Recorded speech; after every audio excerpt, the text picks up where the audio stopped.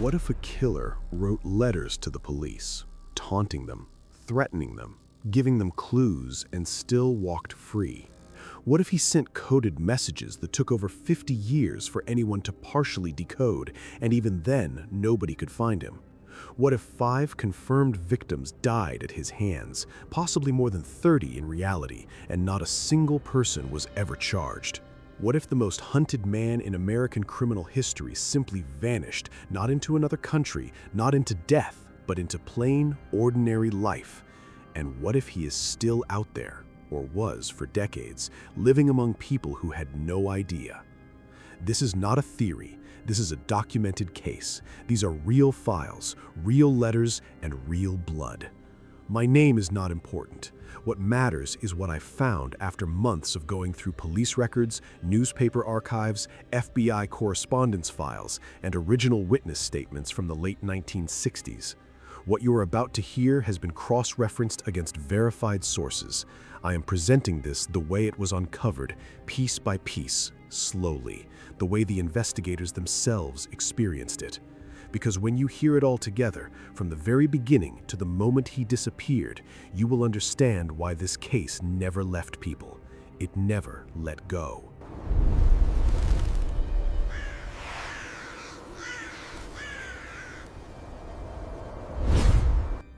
We begin in the summer of 1968, in a quiet town called Vallejo in Northern California.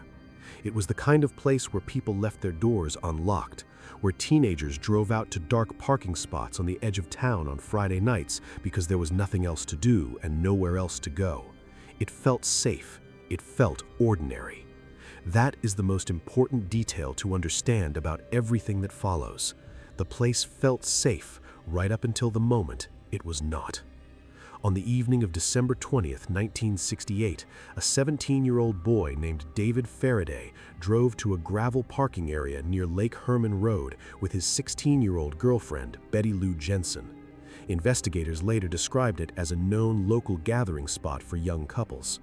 It was remote enough to feel private, but close enough to civilization that no one would have felt afraid. The two had been on a date. By all accounts, it was a simple, innocent evening. There was no sign of trouble, no record of a threat, no reason for anyone to be afraid. They were found shortly before midnight. David was shot in the head at close range beside the car. Betty Lou had been shot 5 times in the back. She had clearly tried to run. The medical examiner confirmed she was shot from behind as she fled. She made it about 30 feet from the vehicle before she collapsed and never got up again. She was 16 years old. The police found no witnesses, no suspects, no clear motive, and no physical evidence that led anywhere meaningful. Just 2 teenagers, a dark road, and something that had chosen them. Nobody knew yet that this was only the beginning. 6 months passed after the murders of David Faraday and Betty Lou Jensen. The investigation had stalled. Vallejo police had no suspect, no motive, and the case had begun to cool the way cold cases do, quietly and without resolution. People started to move forward. That is what communities do after tragedy. They try to return to normal. But something was already watching that return to normal, and it was waiting. On July 4, 1969, just before midnight, a man named Michael Mageau drove to Blue Rock Springs Park in Vallejo with a young woman named Darlene Ferrin. The park was only a few miles from the Lake Herman Road site where David and Betty Lou had been killed just months earlier. That detail was not immediately noticed by investigators. It would matter later. A car pulled up beside them and sat there. The driver said nothing. Michael later told investigators he felt uneasy, but assumed it was someone they knew. Then the car left. Michael relaxed. But the car came back within minutes. The driver stepped out. He walked toward them with a flashlight in one hand. Then he raised a gun and opened fire without a single word spoken. Darlene Ferrin was killed. Michael Mageau survived despite being shot multiple times in the face and body. He described the attacker as stocky with a round face and light-colored hair. He could not identify him clearly because of the flashlight beam in his eyes. That detail, the deliberate use of the flashlight to blind the witnesses, told investigators something important. This was not impulsive. This was planned. Here is where the case changed completely. 40 minutes after the shooting, a man called the Vallejo Police Department from a payphone. Investigators later recorded and preserved the transcript. The caller spoke in a calm, flat voice and said, quote, "I want to report a double murder." He gave the location of the attack. Then, without emotion, he added that he was also responsible for the killings at Lake Herman Road. He stayed on the line just long enough to say those words, and then he was gone. That phone call connected two crime scenes. That phone call told investigators this was not random. This was the same person returning to the same area, choosing the same type of location, and now making contact. But more than any of that, the calm in his voice was what stayed with the officers who listened to that recording. There was no panic, no guilt, no adrenaline. There was nothing. Just a flat, controlled delivery, like a man reporting a traffic accident he had witnessed from a distance. 1 month later, 3 letters arrived simultaneously at 3 separate newspapers in the Bay Area. Each letter contained a detailed account of the killings that had not been released to the public. Each letter also contained 1/3 of a coded cipher. The sender demanded all 3 cipher pieces be printed on the front page. If they were not, he wrote, he would go on a killing rampage. He signed none of the letters with a name. He signed them with a symbol, a circle with a cross through it. The newspapers printed the cipher. They had no real choice. The threat was credible. The details in the letters were accurate, and law enforcement advised cooperation while investigators worked to decode the message. The full cipher was 408 characters long, broken into 3 parts, filled with symbols that mixed letters, numbers, and invented characters together in a sequence that professional cryptographers initially could not crack. It was not a professional codebreaker who solved it first. It was a high school teacher named Donald Hardin and his wife, Betty, working at their kitchen table over a single weekend. They submitted their solution to the FBI and local authorities. The decoded message read, in part, quote, "I like killing people because it is so much fun." He then described killing as more thrilling than any other activity. He claimed the people he killed would become his slaves in the afterlife. He ended the decoded section with a partial name that he said was his identity. That portion was never successfully decoded. Investigators believe it may have been intentionally unsolvable, a final taunt built into the message. Then, the letters continued to arrive. In August 1969, a letter arrived at the San Francisco Chronicle that contained a piece of Darlene Ferrin's blood-soaked shirt. The writer confirmed its origin. He wanted the recipient to know it was real. He wanted the newspaper to know he was real. And then he used a word that he had never used before to describe himself. He called himself the Zodiac. That was the first time that name appeared in any document connected to this case. From that point forward, every law enforcement agency in California knew what they were dealing with. Not just a serial killer, but one who was actively communicating, escalating, and enjoying the attention. 2 months later, on September 27, 1969, a couple named Brian Hartnell and Cecilia Shepard were picnicking near Lake Berryessa in Napa County. A man approached them wearing a dark hood with the Zodiac circle and cross symbol drawn on it in white. He was holding a gun and a length of rope. He tied both of them up and spoke to them calmly for several minutes before stabbing them repeatedly. Brian survived. Cecilia did not. She was stabbed 14 times. Before leaving, the man walked to Brian's car and wrote on the door with a black marker. He listed the dates of his previous attacks and added this one. Then he drove away. Investigators found the writing exactly as survivors described. The handwriting matched the letters. Brian Hartnell, from his hospital bed, described the hooded man's voice as calm and almost gentle. He said the man did not seem angry. He said it felt more like the man was doing a task he had done before and simply needed to complete. That word stayed in the file. Task. What kind of mind describes murder as a task to be completed? The answer to that question was about to get much darker. 2 weeks after the Lake Berryessa attack, on October 11, 1969, a taxi driver named Paul Stine was shot in the head in San Francisco's Presidio Heights neighborhood. This was a significant shift. Every previous attack had taken place in remote, dark, isolated areas. Paul Stine was killed on a residential street in the city, at night, but not in isolation. Witnesses in a nearby house saw a white male leaning into the cab. They called police before they even knew a murder had occurred. Officers were dispatched immediately. 2 patrol officers drove through the area within minutes and encountered a stocky white man walking calmly on the sidewalk. They did not stop him. A police dispatch error had described the suspect as a black male. The man they passed matched every other detail of the witness description. He was the right build, right area, right time. But because of that single communication error, they let him walk past. That man was never identified. What happened next stunned investigators and the public equally. 3 days after the Stine murder, a letter arrived at the San Francisco Chronicle. Inside was a piece of Paul Stine's shirt soaked in his blood. The Zodiac confirmed he was the shooter. He then described watching the police officers walk past him that night. He mocked them directly, describing how they had looked right at him and kept moving. He wrote that he was not afraid of the police. He wrote that catching him would be impossible. Then he made a new threat. He threatened to attack a school bus and described in specific detail how he would shoot the tires, wait for the children to exit, and then open fire on them as they ran. San Francisco schools immediately increased security. Bus routes were monitored. Nothing happened. But the threat alone had accomplished something important to the Zodiac. It had proved he could generate fear without taking a single additional life. The letters kept coming through late 1969 and into the early 1970s. Some contained new ciphers. Some contained rambling personal statements. Some referenced specific news events, proving they were written in real time.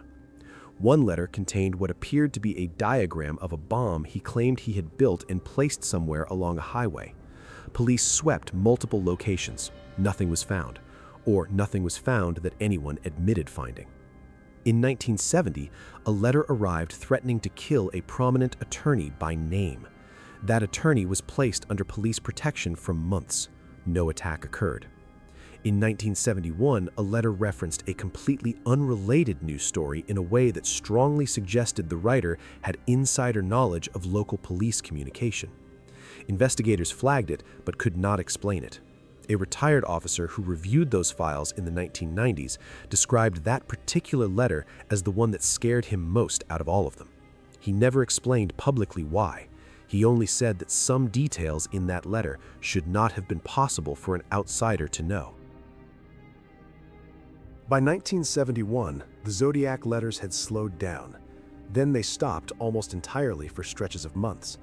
Then one would arrive again, unpredictably, as if to remind investigators that he was still present and still watching. Each gap created a new kind of dread. Was he done? Had he died? Or was he simply waiting? In 1974, a letter arrived that referenced a recently released film called The Exorcist.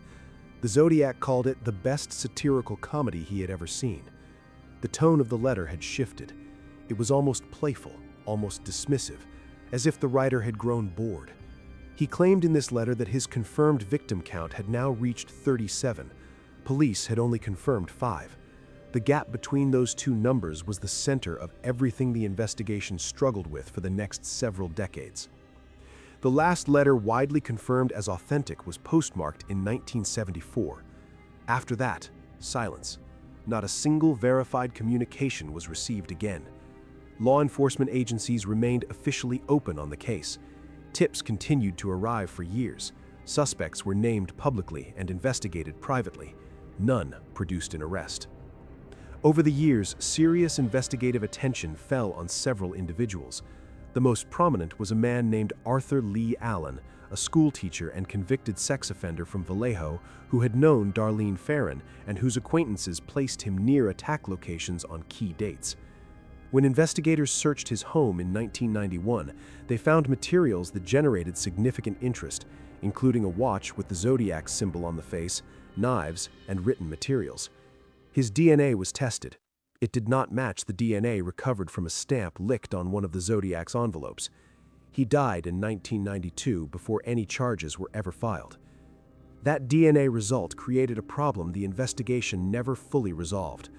Either the DNA sample was contaminated or unreliable, which was a known issue with the technology of that period, or Arthur Lee Allen was not the Zodiac, which meant the real killer had been living freely while investigators had focused for years on the wrong man.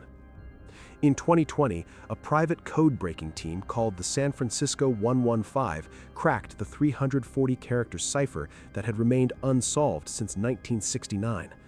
The decoded message contained no name, no location, no identifying information. It spoke again about slavery in the afterlife and referenced police as fools. The FBI confirmed the decryption as authentic. The cipher had been solved. The man behind it remained unknown.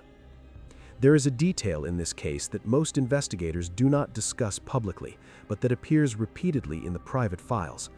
Multiple witnesses across multiple attack sites described the same thing independently of each other.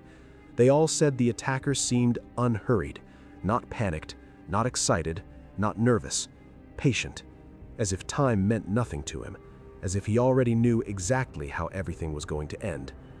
That one shared detail across different people, different years, and different locations is the part that never stopped troubling the people who worked this case the longest.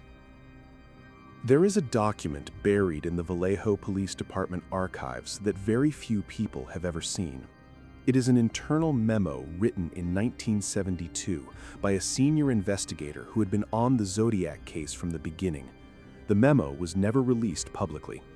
A copy of it surfaced in a private researcher's collection in the mid-2000s and has since been referenced in multiple independent investigations.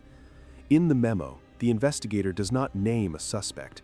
Instead, he writes a single observation that he calls the most troubling conclusion of his career. He writes that based on the behavioral patterns, the level of planning, the geographic knowledge, and the communication style across all verified letters, he believes the Zodiac killer was not acting out of compulsion, rage, or psychological fracture. He believed the man was completely in control of himself at all times. He wrote that the Zodiac did not kill because he could not stop himself. He killed because he chose to, and then he chose to stop. That distinction changes everything. A compulsive killer is driven by internal pressure that eventually leads to capture or collapse. A person who kills by deliberate choice and then simply decides to stop is a different kind of threat entirely.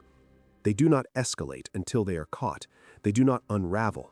They calculate, execute, and then walk away when they decide the risk has become too high or the interest has faded. They blend back into ordinary life. They go home. They may have families. They may have jobs. They may have sat next to you somewhere once and never given you any reason to feel afraid. The FBI officially lists the Zodiac killer case as unsolved and still open. No arrest has ever been made. The 5 confirmed victims were David Faraday, Betty Lou Jensen, Darlene Ferrin, Cecilia Shepard, and Paul Stein. The Zodiac himself claimed 37. The gap between 5 and 37 has never been explained. The last confirmed communication was in 1974. If the killer was in his mid-30s at the time of the first murder in 1968, he would be approaching 90 years old today, if he is still alive. If he was younger, he may have died years ago, or he is still here, elderly, quiet, unremarkable, living the kind of life that attracts no attention. And that is perhaps the most disturbing part of all. Not the ciphers, not the taunting letters, not even the crimes themselves. It is the possibility that he won, that he committed these murders, contacted the police, mocked the investigators, threatened children, and then simply decided he was finished and walked away into an ordinary life that no one ever interrupted. If you have followed this investigation alongside me, I want to hear what you think. Leave your theories in the comments. If this case stayed with you the way it has stayed with me, share this video and subscribe to Lost Beyond Sight, because we are only getting started on the cases that no one was supposed to find. The question I keep returning to, the one I cannot answer, is this: what kind of person makes the deliberate choice to stop, and what were they afraid of?